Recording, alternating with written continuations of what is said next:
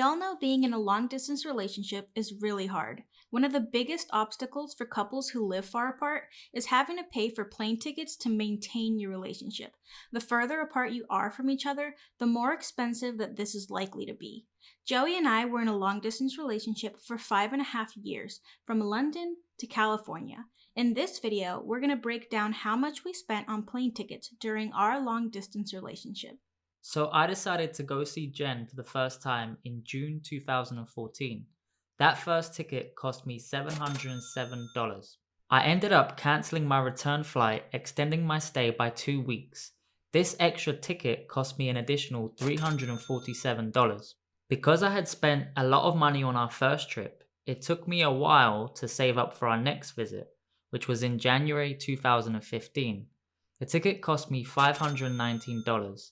A lot cheaper than the first ticket because 1, January is an off-peak month, and because 2, this time I was using a budget airline. We were apart for roughly 7 months and only saw each other again in September 2015. That ticket cost me $780. 6 months later, I spent $545 to spend 2 weeks with Jen. I missed my return flight because of a police incident and ended up having to pay a crazy $609 for a new return ticket back to London the next day. My advice for everyone is to avoid booking last-minute flights. Here's why. Summer 2016, I booked a last-minute flight to LA which cost $1,066. This was the most expensive flight we ever paid for during our relationship because it was a last-minute flight, but also because it was in the month of July, which is a peak month. Around this time, I finally got my own passport and booked my first ticket to London in August of 2016. I paid $880 for my ticket. In 2017, we saw each other 4 times. I went to see Jen in January and that cost me $458. 3 months later, I went to see Joey and spent $566 on my ticket. Just 2 months later, I paid $576 to spend our 3-year anniversary together. This was also the holiday where I proposed to Jen. Before the year ended, I went to visit Joey for our 4th visit of 2017. That ticket ended up costing me $599. In 2018, we saw each other 3 times. I went to see Jen first and that cost me $414. Jen then came to see me and that cost her $479. I then went again to see her and that cost me $637. Towards the end of 2018, Joey had an unexpected surgery, which forced him to reschedule a flight he already had booked. I ended up going to see him instead in January, a few days after his surgery. That ticket cost me $512.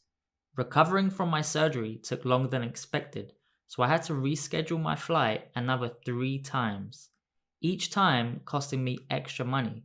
So in total, I ended up paying $1,127 for my next ticket. In July 2019, my fiancé visa was finally approved, and I booked my one-way flight to London, which cost me $346. So, after 5.5 years of being in a long distance relationship, we bought a total of 18 plane tickets, which cost us $11,167 altogether. That's £9,019 or €10,115. So after all that, here are our top 5 money-saving tips when trying to book a flight. Number 1.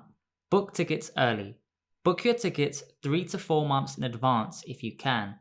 They say if you book too early, the airlines have their prices high. And of course, if you book too late, there's less seats available in the plane, so airlines have their prices high. Number 2. Avoid last-minute flights. We were actually pretty good with this and only did a last-minute booking once. That ended up costing us over $1,000, $400 more than our average ticket price. Number 3. Avoid peak seasons. This includes any vacation and holidays like summer or Christmas. Demand for seats are high during these periods, So airlines put up their ticket prices.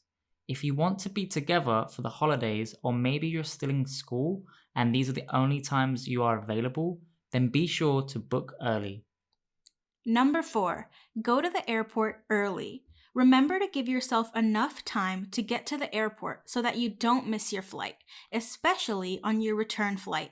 It's so easy to want to make the most of your last few hours together, but planning to leave as late as you can makes you run the risk of missing your flight if anything unexpected happens. Remember, you can't accurately predict traffic or accidents. This happened to us once, and it's a nightmare to have to book another return ticket home. Number 5, pay for cancellation insurance. If either of you have health issues or you're going through a period of uncertainty, it's a good idea to pay an extra few bucks for free cancellation insurance. Airlines will charge you if you want to reschedule your flight. This happened to us when Joey had his surgery, and we had 2 options: cancel the flight and lose our money, or reschedule our flight and pay an extra fee. If we'd paid for the cancellation insurance, we could have canceled our flight without losing our money and without having to pay for additional rescheduling fees. Make sure to check out our online shop for long-distance relationship gifts and merch. Visit www.survivingthedistance.shop and check it out for yourselves.